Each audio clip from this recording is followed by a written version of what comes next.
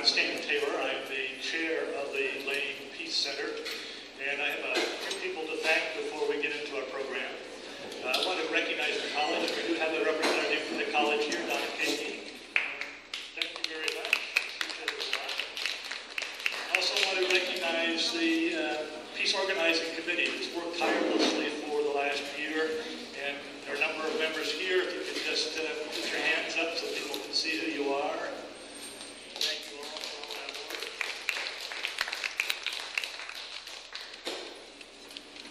I also want to thank the sponsors that we have for this event. We had a number of sponsors that gave generously to help us put this event on. And of course, I want to thank Cosmic Pizza for making the venue available to us.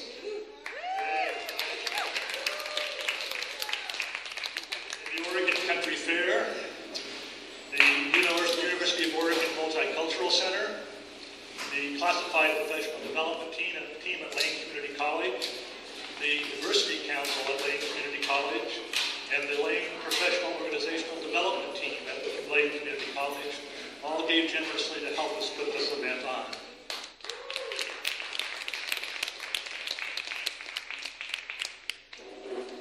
The Peace Center came into existence in 2007 at Lane, so we're relatively new. And it came into existence at a time where, of course, it's still true, we are beset by war, by global climate crisis, by racial injustice, by homophobia. The need to teach peace is obvious. And to teach peace and institutionalize the teaching of peace so that at all levels, people begin to understand the nature of what peace is. Of course, peace is not just the absence of war. Teaching peace means to teach justice in a variety of ways. Social justice, economic justice, political justice, racial justice, sexual justice. All of these things are a baseline for building and teaching peace. If we don't have justice, if we don't have equality, we're not going to have peace. Teaching peace also takes us to another step. It's not just enough to become aware of the problems in the world.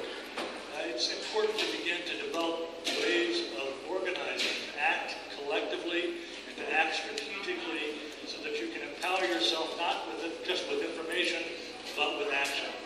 And that's what we're going to have today. We have several people today that focus on strategic action in a variety of ways.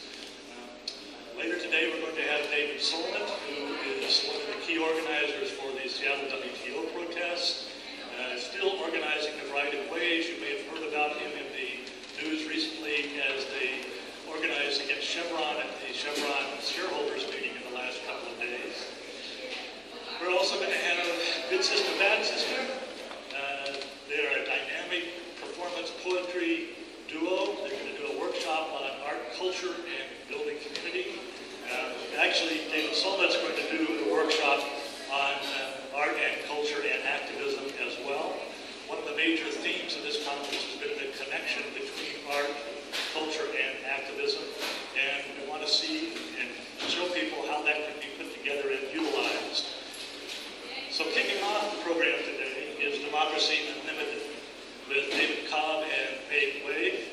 If you don't know Democracy Unlimited, they have been involved in ways of bringing democracy down to the local level, teaching people how to organize ballot measures that limit corporate personhood and that increase the power of people locally to act democratically in an empowered way. So with that, I'd like to introduce David Cobb and Meg Wade.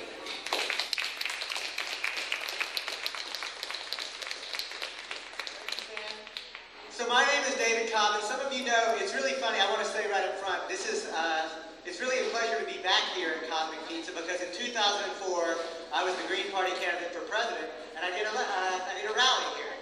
And I wanted to say that because in 2004, of course, the war in Iraq was raging under George W. Bush, and my campaign was all about trying to build a collective progressive wedge to make sure that Bush either wouldn't win or couldn't steal another election.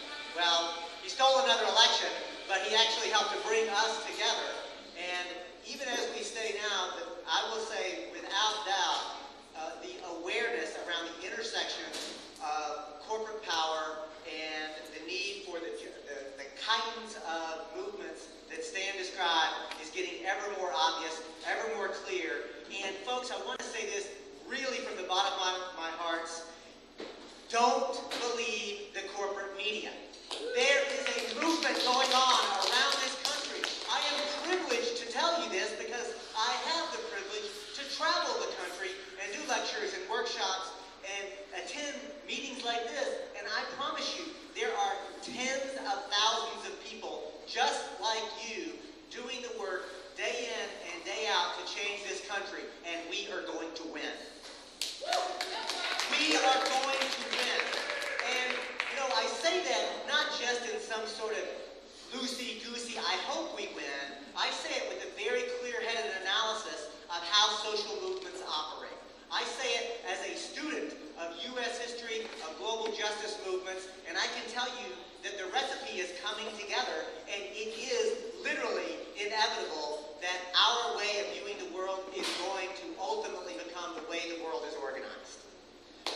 And I think that it's important that we actually start to convince ourselves that this is true so that we can get ready, because progressives have the ideas and the leaders and the strategies to exercise power in a democratic fashion. It's a different type of power, though, because we don't want to just get our levers on the hands of things and exercise traditional power over dynamics, but we're experimenting with real democracy, power with. And it's something that, frankly, most of us don't have much experience with in a culture that is not only racist and sexist and homophobic and class oppressive, but it is ultimately a dominating culture.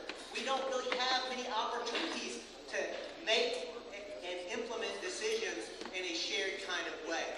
So at Democracy Unlimited, we've actually spent a lot of time thinking about that, strategizing about that, studying that, and then applying different tactics and tools. So what we're going to do, Meg and I are going to do in a very short amount of time is try to give you a big overview, then go through a pedagogy, an actual kinetic exercise so you can get up out of your chairs and move around with us and try to play with some of these ideas, and then specifically talk about the strategies and the tactics that we've actually been employing. So at Democracy Unlimited, we say without a doubt, without a question, without blinking an eye, we are nonviolent revolutionaries. Yeah, you can applaud that. And I think that more people need to actually talk like that. And I'm very explicit, we are nonviolent revolutionaries. I'm reminded that John Fitzgerald Kennedy once said, those who make nonviolent revolution impossible make violent revolution inevitable. And so I'm really dedicating my life to make sure not only that nonviolent revolution doesn't happen, but that nonviolent revolution does happen. Because the idea, the old style of sort of revolution of guns and battles and so forth is utterly outmoded. It will not work. It cannot work. And even if we do somehow win, we never end up creating the peaceful world we want in the first damn place. Right? So what I'm charged to do is to give a big overview of the legal system, why it is that the legal system basically makes democracy impossible. And so there are three big concepts that I'm going to actually, that I'm charged with covering. And I'm going to ask if we can move this.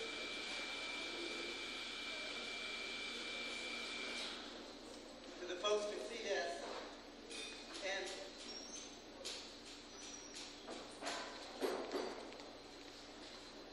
I'm going to add the concept of democracy itself, because that word gets bandied about. Who can give me a quick definition of democracy in the crowd?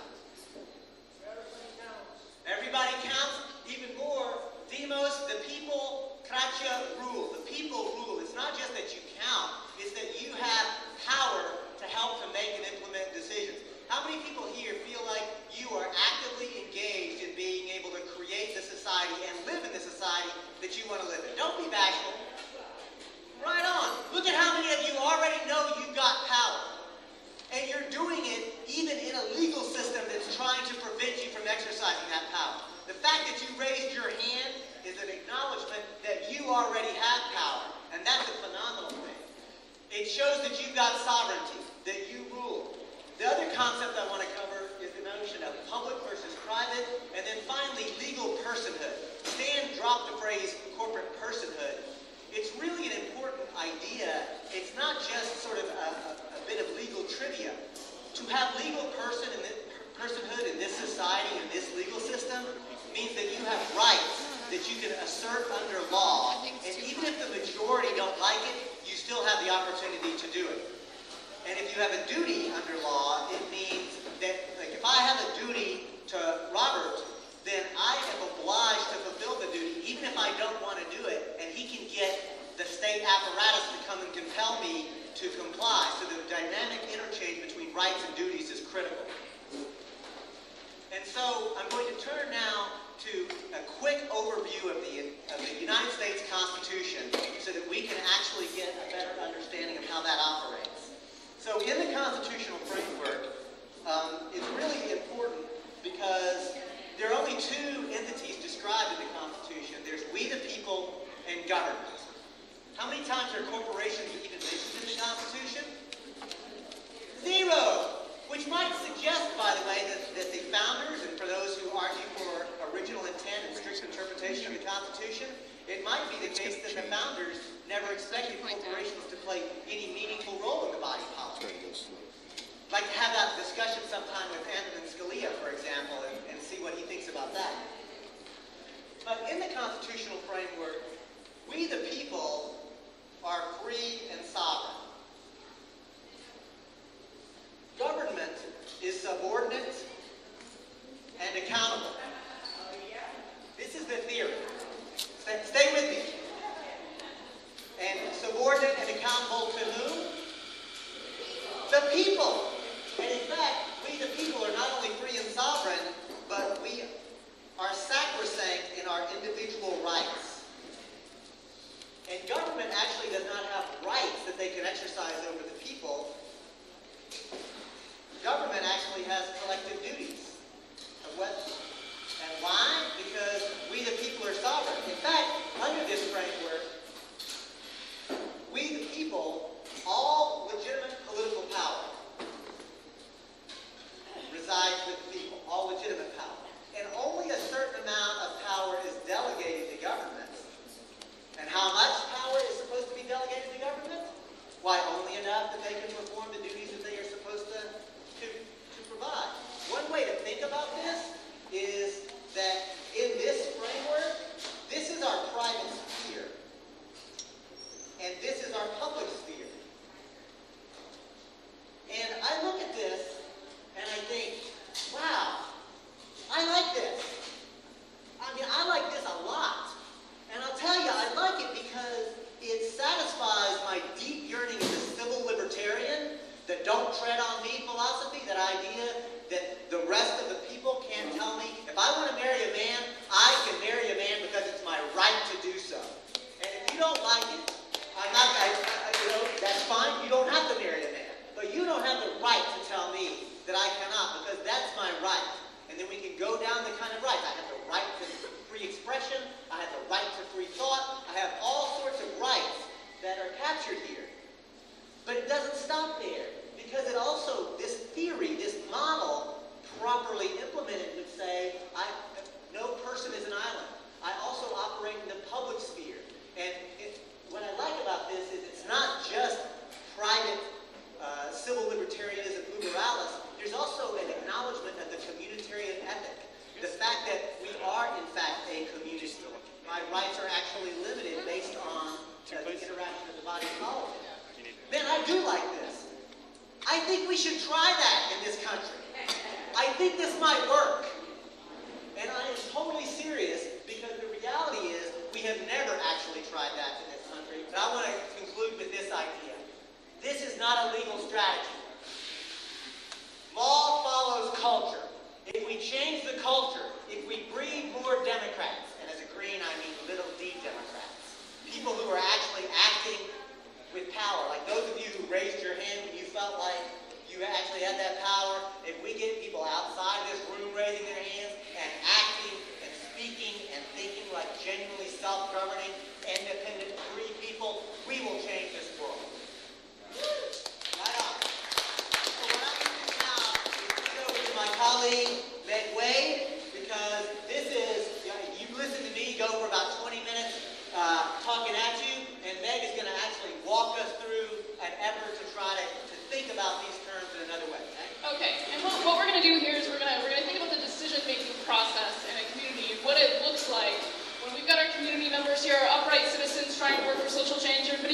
round of applause. Okay, and I'm going to be your county commissioner. I'm Elaine, county commissioner. Very prestigious role, and I've got some decisions to make. Right now, actually, I'm making a decision about whether or not to build a new prison. You know, that's something Oregon spends quite a lot of their money on prisons. I think leads the country in how much of their general fund spends on prisons, you know. This is something, obviously, as a decision maker, I value and think is important. You know, the community members maybe disagree with me. Maybe you don't think we need a new prison, not especially one that maybe is going to get built on farmland, as we're considering. So you're going to be trying to persuade me not to do that. But you are not the only actors. Because, you know, actually there are a lot of corporations that have a very vested interest. Pardon me. I actually am the lawyer representing the corporation that's actually going to, that has the permit pending before you. As a result, if we're getting, hello, it's so nice to see you. Well, I'm actually chartered in Delaware, but I'm just a lawyer. The corporation is chartered in Delaware. Here's my corporate charter. Oh, okay. I think you should join the line here. You are obviously I have the ability to participate in the decision-making process. So. Okay, yeah. Why don't you just, you know, make yourself some space right there. Oh, I will. Okay. Here's the thing, right? We've got this decision that's going to be made. I'm off my offices. You know, where the Wayne County commissioners have their offices, and all of our citizens here are going to try to get to me first to persuade my decision. Whoever gets to me first is going to be able to help me make the decision I need to make about whether or not we need a new prison in our community. We don't want any prisons. What was that? We don't want any prisons. Okay, well, you're going to have to get all the way over here if we're going to have this conversation. No, I'm sorry. There's some rules about how you can actually get to me. So what I'm going to do is read off some facts, and if they apply to you, take a step forward. Okay, okay, first thing, if you are considered a person under our Constitution, take a step forward. Oh, yes. Santa Clara versus Pacific A step forward, please. I'm sorry, I'm a big person. I'm a big footstep. Yeah, well, we're trying to use the playing field here, so A step. Take another small step forward if you have First Amendment rights to free speech. Buckley versus Vallejo, and actually, because I have the amount of money necessary actually to speak loudly and with more amplified voice, I'm going to actually take the opportunity to take a step forward. Okay. And take a step forward if your race or gender doesn't affect your political power in this country. Your gender doesn't. I would have said otherwise, but take a step back if you need clean air to breathe in order to live. We've got a very stalwart citizen here who apparently has some very supernatural powers. Okay, take a step back if you need food in order to live. You don't need food either. Wow. Breathe air in. Take a step forward if you are immortal. Take a step forward if you have the money to put out ads in a newspaper in order to influence my decision. Take a step forward if you have Fourth Amendment rights, maybe not to look into your books and know your financial record. I really think we need to talk about this. There's a fantastic opportunity to get jobs in this community, and I think we can also make sure that good people like you continue to represent Lane County. Well, thank you. We need a lawyer. So, give a round of applause for everyone. If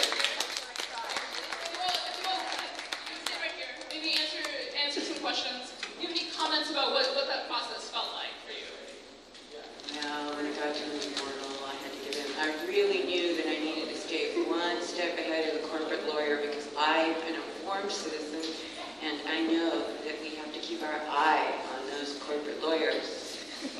Well, the corporations have a definite interest in having more prisons because they profit from building them. They buy the food for the prisoners, they buy the clothes for the prisoners, they hire the cops that work in the prisons, and they get paid by the government to do this. So they make a lot of money. The more people that are in prison, the more money they make. And the United States has more people in prison per capita than any other country in the world. So, any other comments on what the process felt like? Or It's very frustrating. Unfair. unfair? That does seem like one way to put it. Anything else? Comment? Okay, well, on the smoker side, don't necessarily need clean air where I live, but it really got me with heat, because we got to eat. And those who control the means by which we eat control us. So that's big, and we got to take it back. Excellent, excellent. So thank you all. Thank you, our citizens for participation.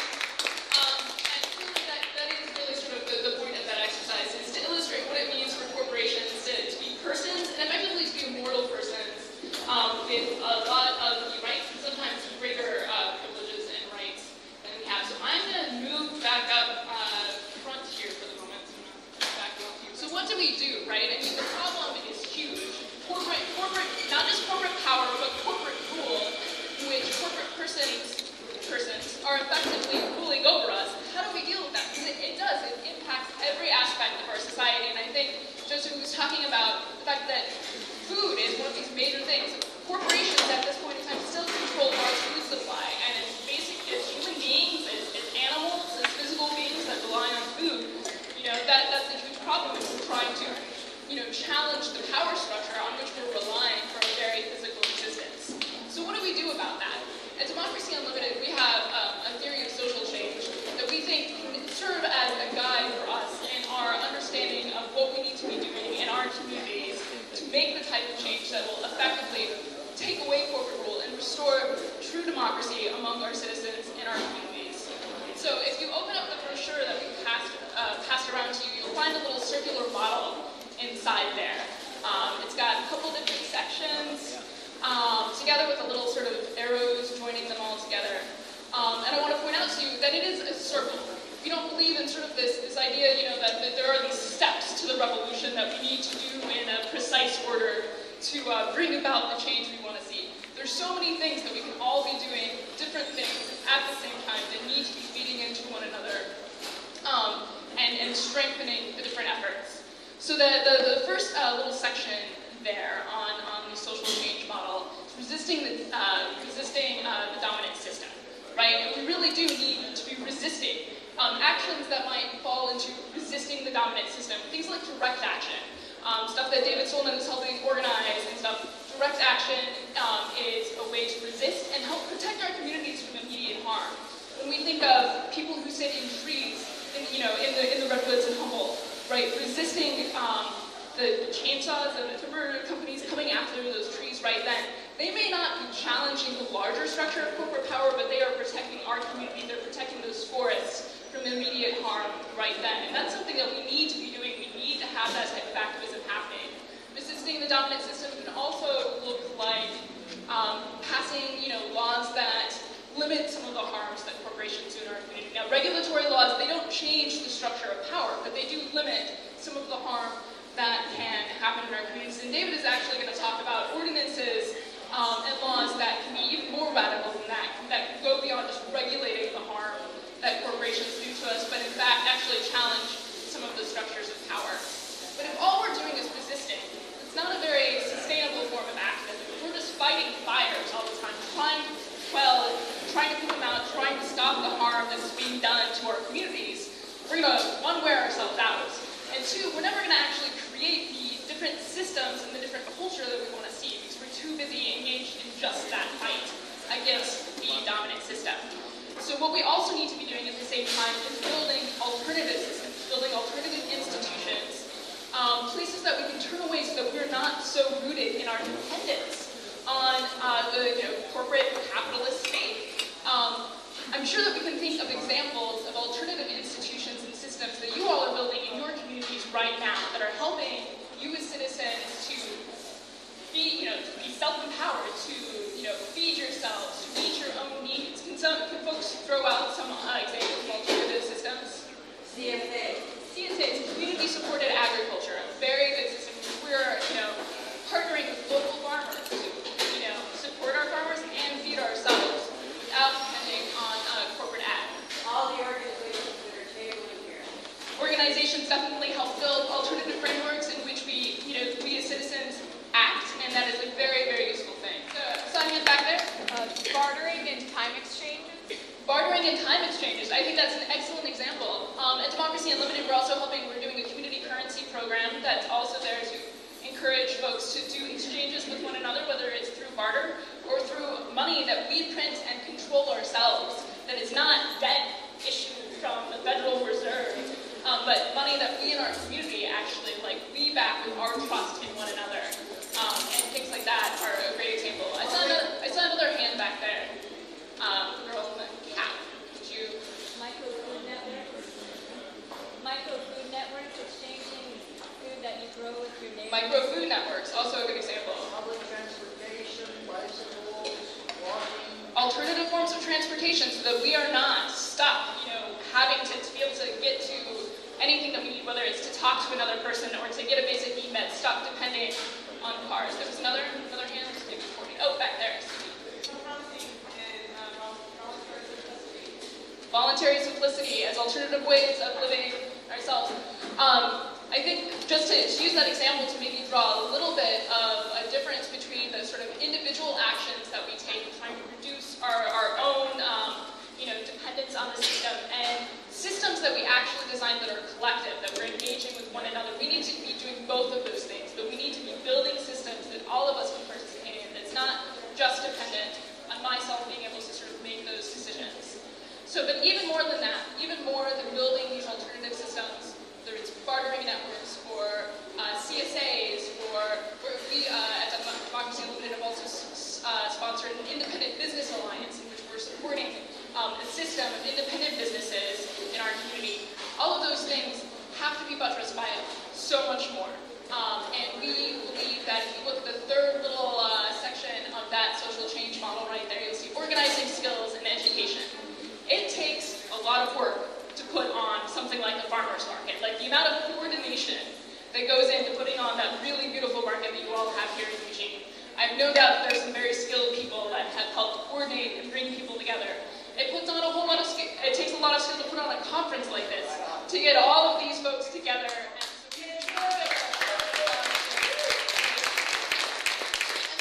And some people are talented, some people have the ability to get folks together and make things happen just naturally, but a lot of us are not born with that. And a lot of us need training and education. We need to learn those skills in order to make all of the change that we have happen. So we see that as a very integral part of doing social change work. If we're going to challenge the corporate structure, we need to teach ourselves the skills in order to do that.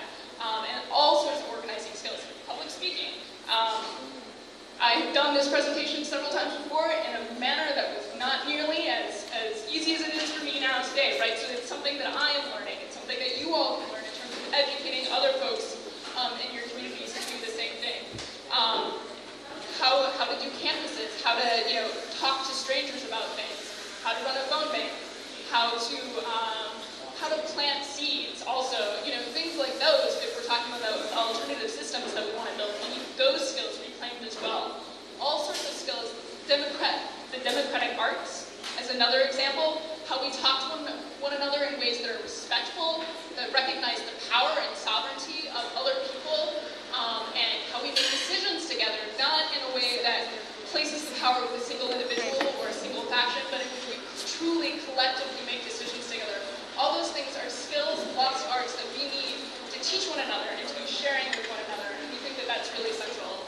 And all of those things, resisting the dominant system, building alternative systems, and bringing those organizing skills to bear, are all sort of there so that we can, hit that last portion of truly shifting our culture. That's that last little section there in our social change model, to one in which we live in a democratic, we live in a healthy, cooperative society, not dominator society. If you used that phrase earlier, we do live in a dominating society right now. People have power over one another and not power with one another. We want to change our culture so that people are interested in eating food that is actually healthy for them and not the food that comes from our corporate food system. We want a culture in which people want to exchange with one another rather than simply having isolated transactions as the nearest big boss.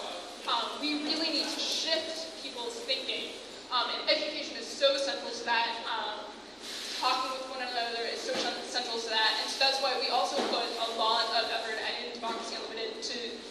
workshops to coming and doing talks like this, because it's implanting, ideas, sharing ideas, learning from one another that's going to shift our culture internally, that's then going to help us talk to everybody else that we know to shift their perspectives, that's going to help us do all of those other things, to build those systems, to train one another, and to resist and eventually overturn this system of corporate rule that we live in right now. Because we can do that, and I agree with David, we can definitely win.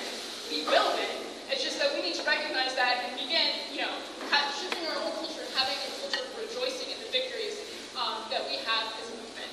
And David is going to come up right now, actually, and share with you some strategies for doing exactly that. We have had the privilege of doing some amazing things in Humboldt County at the level of our local government in terms of ordinances that have been that we have helped pass. And we want to share those with you so that you can think about what types of laws and changes in your local government you might be able to make in your community.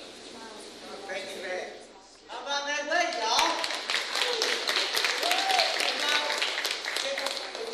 Can you believe that she actually owned it? I wouldn't have said it otherwise, but she did herself, how it was sort of pushing herself to learn the public speaking. I mean, that's what it's like, actually, if you allow yourself to get outside of your comfort zone and you start to exercise and invest time and energy into doing the work that's necessary, even if it's something you're not particularly comfortable with.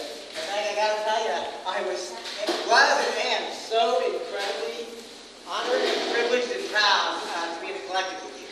You kick ass, lady. So, here's the thing. David told me yesterday at the keynote, reminded us that we understand the world through stories.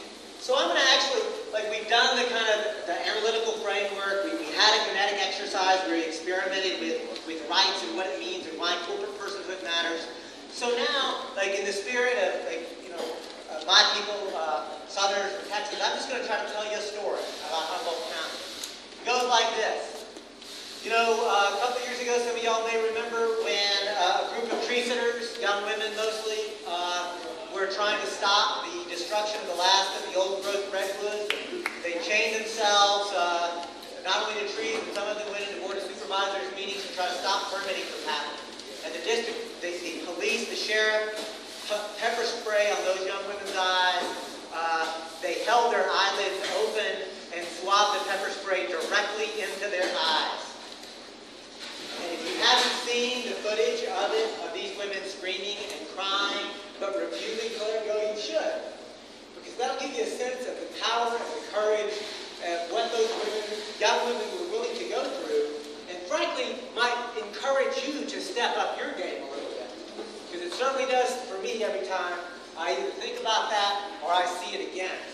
So, in Humboldt County, though, there was genuine outrage. The good old boys who had run that were really called on the carpet by the larger community and called on the district attorney to do something about it, to file criminal actions against these sheriff's officers who had done this, and the district attorney refused. So a group of folks got together and said, enough is enough. Ya basta. Enough already. We can't have this going on. This is just wrong. And so thanks to a sustained, organized effort, a group of people elected a new district attorney over unelecting a district attorney who had served for 20 years. And that new district attorney, Paul Gallegos, one of the first actions he did was actually to file a fraud lawsuit against Maxam Corporation and the Pacific Lumber Company, alleging that they had lied on their timber harvest plans, and that as a result they had violated the criminal law and the civil law of the state of California. And of course, the Maxam Corporation, the billion-dollar holding company that it is, did what you would do when you get sued. They organized a $500 million campaign to unelect the district attorney. Isn't that what you do when you get charged with a criminal crime? So, of course, the community organized immediately to say, no, we've got to protect our district attorney who we had just elected. And I want to say that is an example. At Democracy Unlimited, we joined that fight. We organized our members and our volunteers to participate in phone banks, to do lit drops, to do all the things necessary to fight against the recall. And even though we were outspent by literally hundreds of thousands of dollars, we won. But at Democracy Unlimited, we did that traditional organizing, but in addition, every step of the way, we were putting into the public dialogue, why is this even legal? Why are we having to do this? This is an outrage. And so it became a teachable moment for us. Because all of the corporate money, first of all, it took hundreds of thousands of dollars to collect the signatures necessary to even get it on the ballot. And in fact, they ended up paying $8 a signature. For any of you who have ever done any petitioning on citizens' initiatives, like 50 cents, a buck, maybe. That's the top. $8. It was a record. We have nowhere in the state of California had any recall ever paid $8 a signature that they did to try to unelect our district attorney. So we beat that back, but then Democracy Unlimited said, you know, this is our opportunity, because the reason that they were able to do it was because of this legal structure and corporate personhood. So we got together a group of key community leaders from the progressive left, let's call it, and said, look, we'd actually like to engage in taking advantage of this teachable moment. There's euphoria over having beaten this recall, but let's take it a step further. Let's go on the affirmative assertion of what we want. And we brought together about 30 community leaders, and using the consensus process, we ended up drafting a model ordinance that would say, roughly, no corporate money in elections locally, and corporations can't claim to be persons with First or 14th Amendment constitutional rights to overturn this law. And folks, for any of you who have ever done the consensus process, I'm going to say that again, 30 community leaders using a consensus process to go through and draft that law. It took us about literally 5 months of meeting and talking and listening. And I say that because it's really important to go through the process. Not a painful, it can be painful, but it's definitely important that you actually be willing to go through a process like that, because when we came out of it, we had a sense that this was our ordinance. That it wasn't just the Democracy Unlimited ordinance, that we actually had genuine buy-in. And so we went throughout the process of then running a traditional kind of campaign to get it on the ballot. It's really interesting. One thing, we went to a progressive member of our Board of Supervisors to get an endorsement from that member, and he misunderstood us because he immediately said, okay, well, this corporate personhood thing, you got to pull that out, and if we just limit, like if we limit to $500, I might be able to get another vote or two. How are we going to get the 3 votes on our 5 votes? And he immediately jumped into this sort of compromise game that electoral politics, is by nature. And we had to say, Supervisor Woolley, thank you so much for that energy and that thought. We don't want that.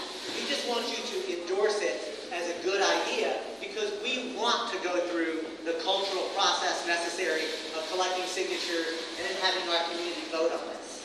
And it blew him away, because he had never actually sort of thought about it, we want to do the work that's going to be required. And so, in an all-volunteer effort, we collected more signatures than had ever been collected in the history of Humboldt County for a ballot measure. And we did it in some of the worst weather that we had ever had, and we did not pay a dime. An all-volunteer effort. And I submit to you, that's the proper way to actually use the Citizens Initiative process. Actually, citizens using it, unpaid citizens actually going through the process. And so we were able to do that, and we actually, and by the way, through the process, then we had organized labor who was at the table with us and said, wait a minute, our higher-ups and some of our members are concerned because there's no corporate money. They're afraid that somebody might argue that unions can't make contributions. And I said, actually no, because under law, unions are a different entity, and so our law as drafted wouldn't apply. But you know what? They said, no, this is really a problem for our membership. So in the spirit of real coalition building, we said, you know what? Organized labor's problem just became our problem.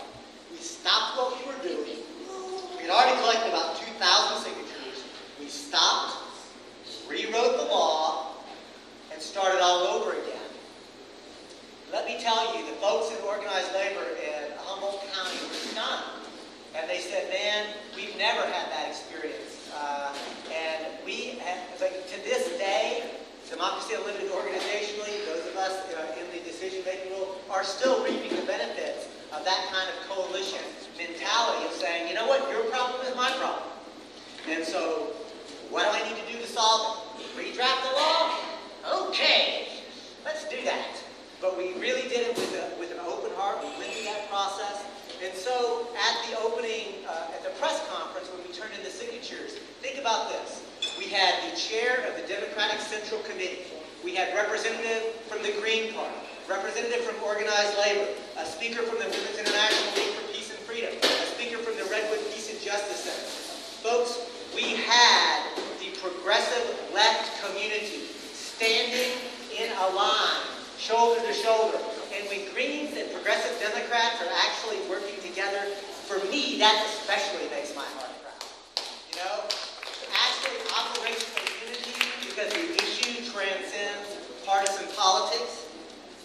And so as going through it, we crafted language, and this is something that, thanks to people like SmartMe, David Sullivan, acknowledge those folks. We actually did workshops and trainings with them, and we actually had a process by which we figured out how do we tell the story, who are going to be the characters. So we didn't have activists telling the story. We had merchants telling why they support Measure T. We had timber workers telling why they support Measure T. All of our rhetoric, all of our language, all of our brochures and materials were steeped in ordinary language about the promise of democracy in America. And as a result, this radical law that said that stripped corporations of personhood, that flew against the face of 150 years of entrenched legal doctrine, passed by 55% of the vote. I mean, it's an amazing thing, right? People knew that they were actually challenging entrenched law. And we won in Republican precincts too, by the way. In large part because we used, our website, by the way, was vocal control. We totally captured the meme and the frame around the underlying values of a principled conservative. And we forced them to say, look, you can either have community rights to make these decisions or corporate rights. Which do you choose?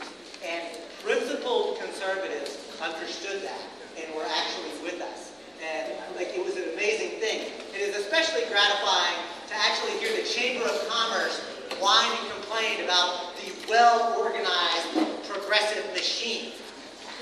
The Chamber of Commerce is whining about the fact that ordinary folks are a well-oiled machine. That's the kind of institutional capacity that Meg Wade was talking about, and that's actually what we were able to accomplish.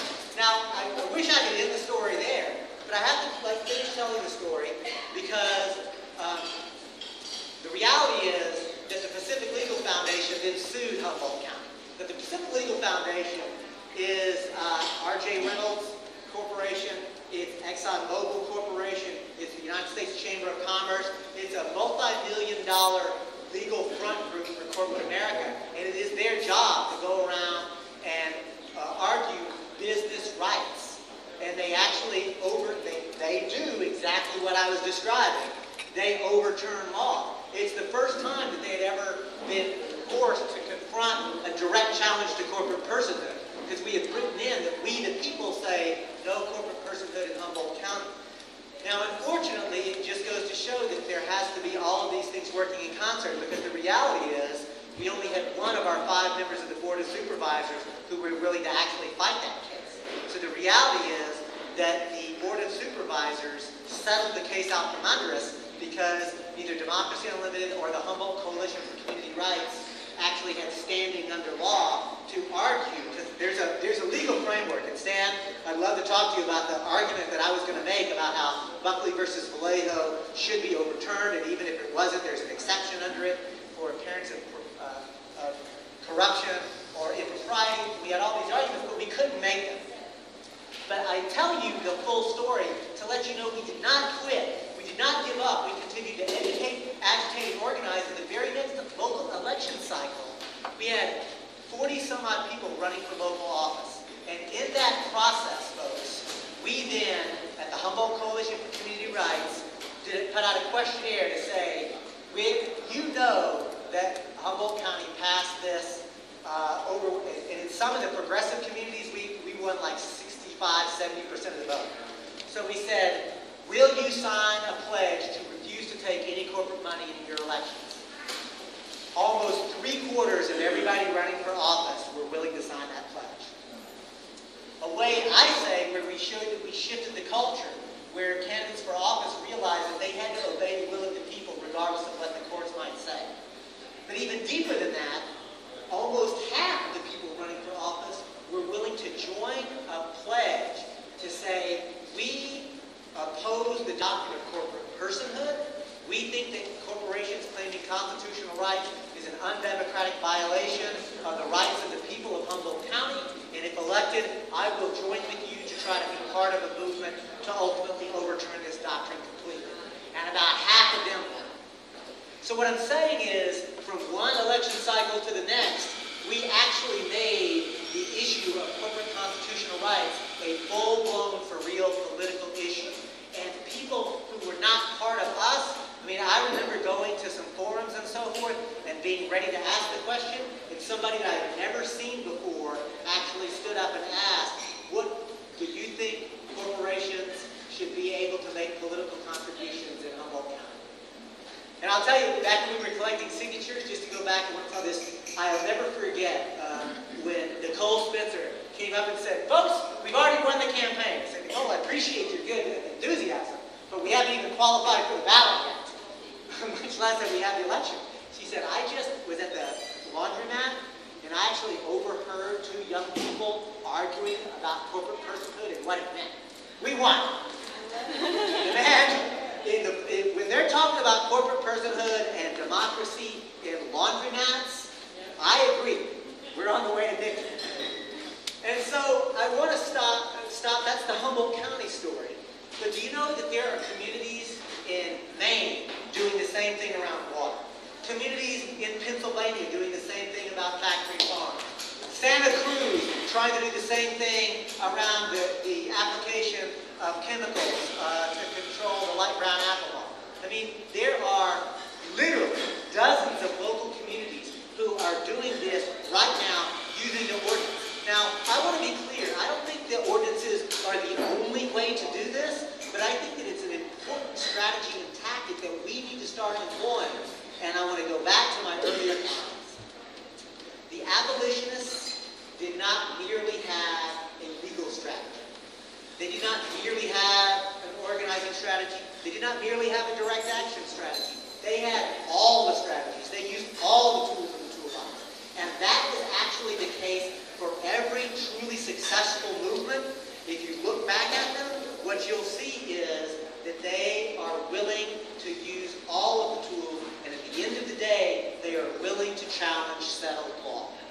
Because lawyers, and kudos to my sister in the rights race, see her at the moment, but she understood I got to keep up with those corporate lawyers. And she did her best. Did you see her? She refused to obey Meg's restrictions. She said, I'm not going to play by the rules because the rules are stacked against me. And she did. And that's what we got to be doing. Way to go. We got to be